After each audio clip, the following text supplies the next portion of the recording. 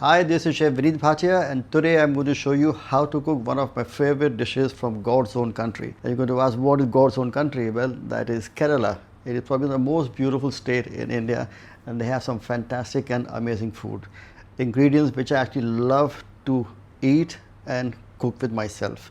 They have an abundance of garlic and ginger and cashews and curry leaves, which is one of my favorite ingredients to use, as you guys already know. Now this dish is, we call it a spice South Indian chicken curry, or in most homes probably is known as chicken mapas. It's a very simple dish, very unusual way of making it, and that is why I really like to enjoy eating and cooking this dish, and hopefully you guys will enjoy it too. So we're going to first start off by talking about the spices. We use whole spices here. So we have fennel seeds, black peppercorn, we have cassia, or you can also use cinnamon.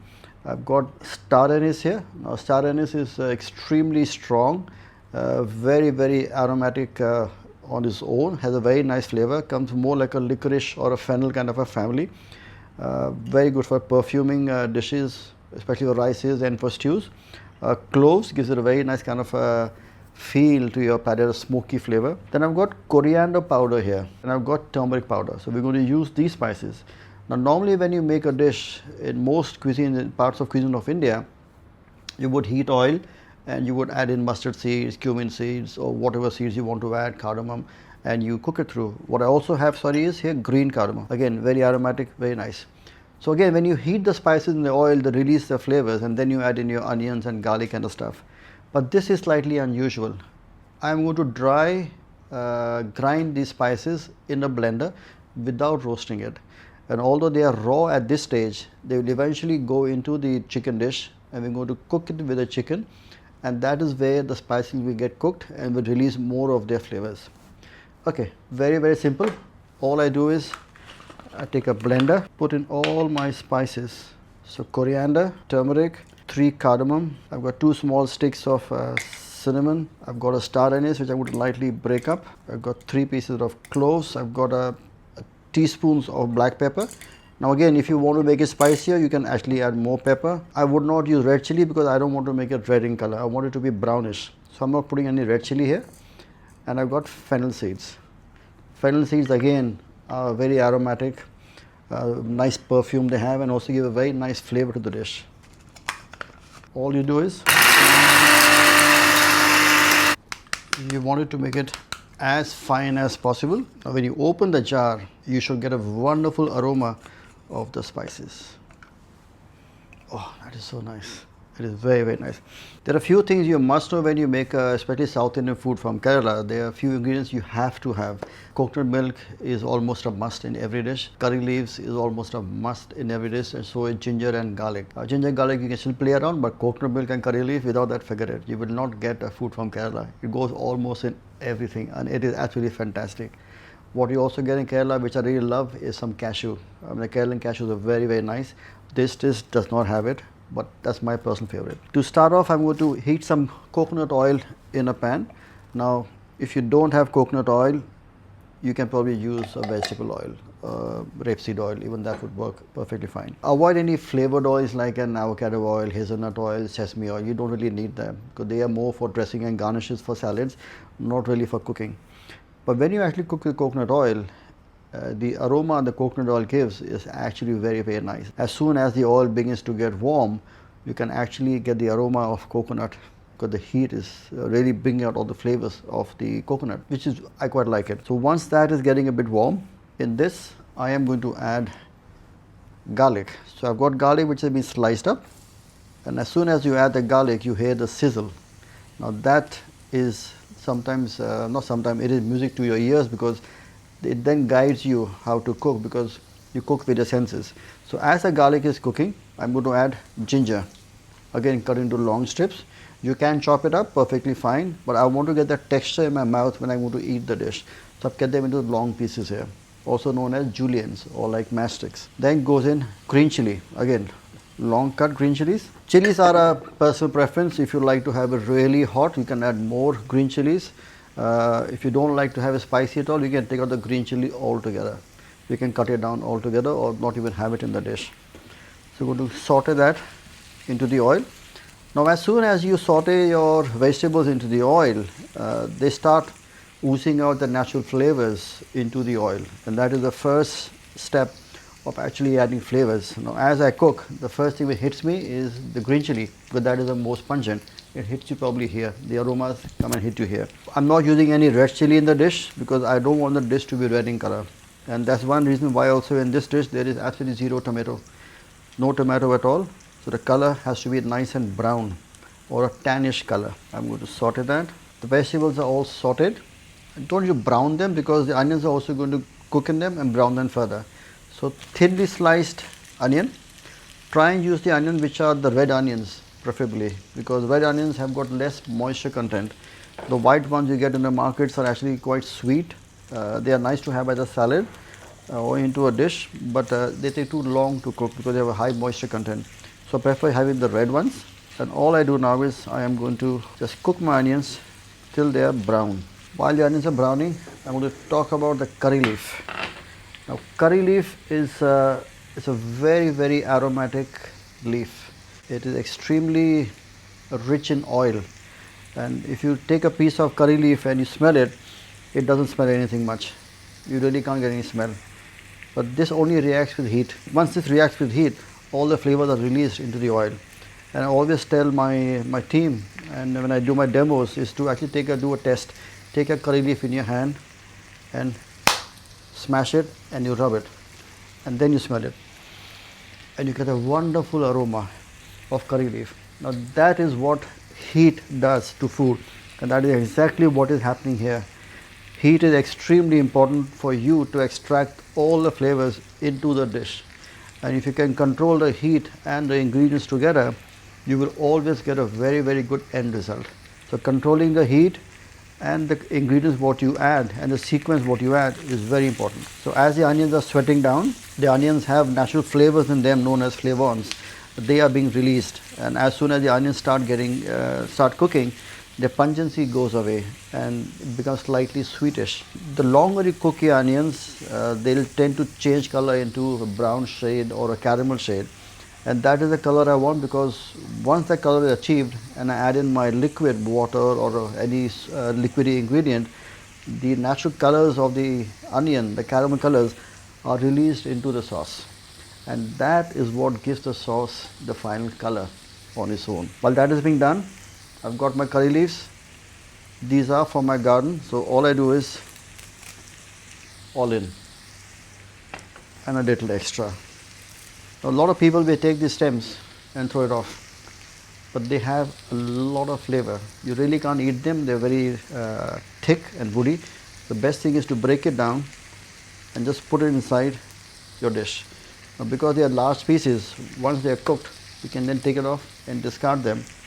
But they do serve a purpose. They flavor your dish even more. As soon as you start stirring the curry leaf into the warm onions and the warm coconut oil, what does it do? It begins to release its aroma and its flavors into the dish. So as you can see, the onions are nice and brown. It will probably be another 30 to 40 seconds more for it to be ready for the next step.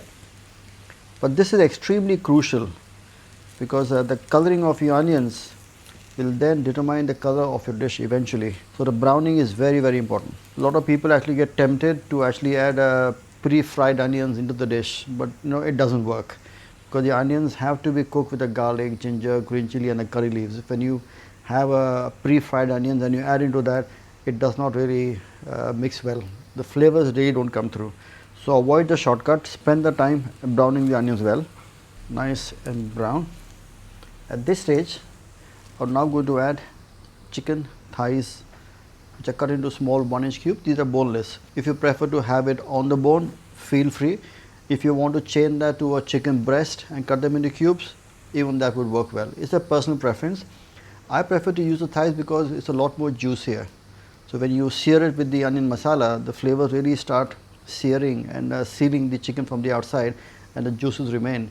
The issue with the breast is you have to be very careful how long do you cook it for, because it will tend to dry out. So it doesn't have much fiber, but this has got natural fat and fiber in it. So it now goes in the chicken. And all I do is I just saute the chicken and sear the outside to seal the juices, so it keeps all the flavor of the chicken intact.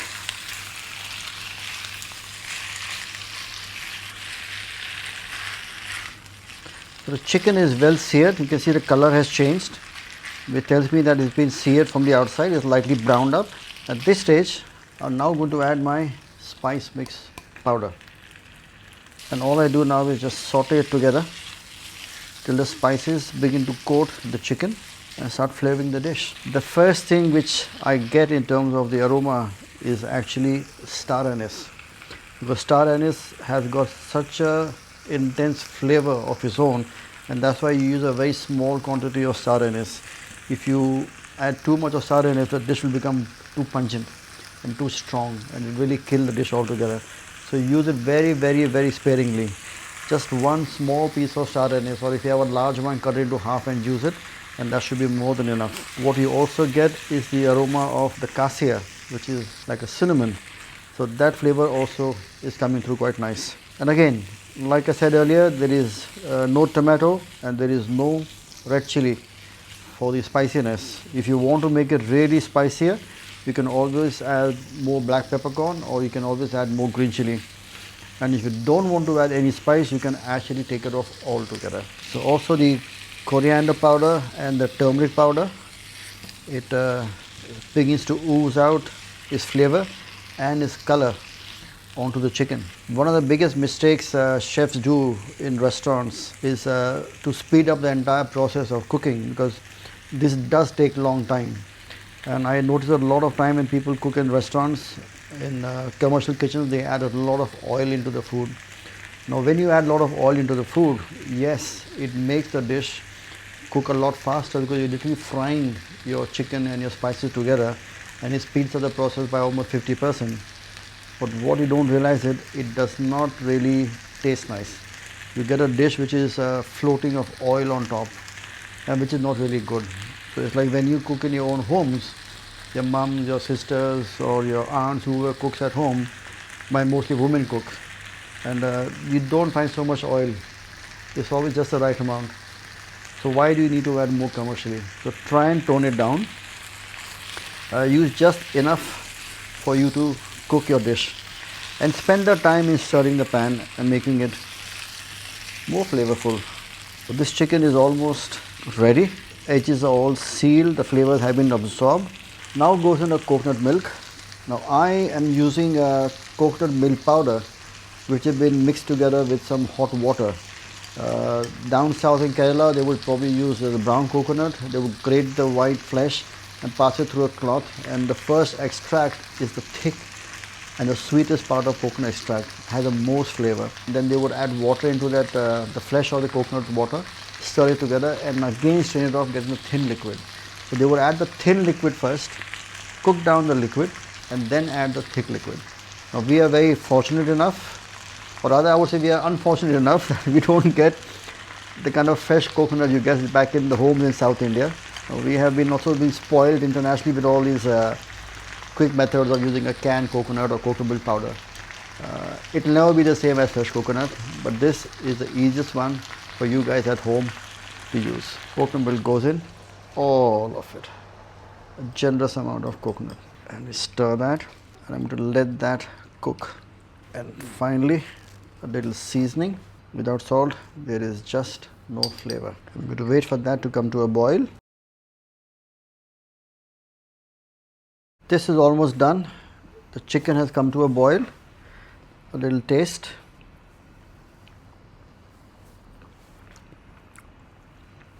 Perfect. Seasoning is right. The flavors are almost there. Just stew a little more time. You've seen the color has changed now. It's becoming like a light brownish color. It's got coriander powder, it's got turmeric powder, it's got the onions which have been browned up. So all the natural colors have been released into the dish. What I'm going to add now is a little bit of lemon juice. Because lemon juice gives it a very nice flavor with the ginger in it and a curry leaf, and the citric really helps the dish. So literally a tablespoon of lemon juice. I'm going to stir that in. You can serve it as it is, but there is one more step. And it's a very interesting step on this dish, which will actually impart a lot more flavor. So switch it off on the side. And now for the tempering. I need to get a pan. So let's heat up the pan. And in the pan goes in just a small tiny amount of coconut oil. A tablespoon and a quarter is more than enough. I'm going to get the oil nice and hot. I don't want it to be just medium heat. I want it to be quite almost a smoking hot. But I'm going to temper that with some small South Indian onions. We call them Madras onions, or also call them baby shallots. So they've been literally cut into 3. So they are small pieces here. The ones you use to make your pickled onions, and curry leaf. This, when you add the oil back onto the dish, it will really change the dish altogether, make it even more flavorful. So let's get the oil nice and hot. So you can see that the pan is nice and hot, and you can see the smoke coming out. At this stage, all I do is I take my curry leaves and it goes straight in. It begins to splutter, and then goes in the onion.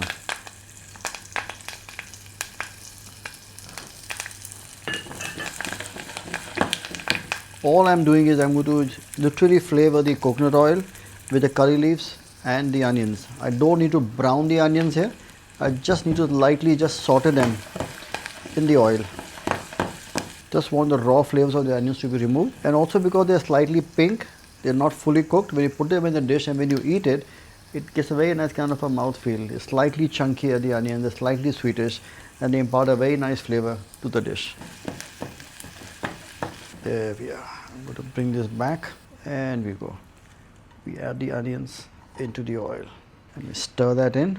Lightly warm up the chicken, and this is now ready to be served. Time to dish up the chicken mappas. Look at the lovely color.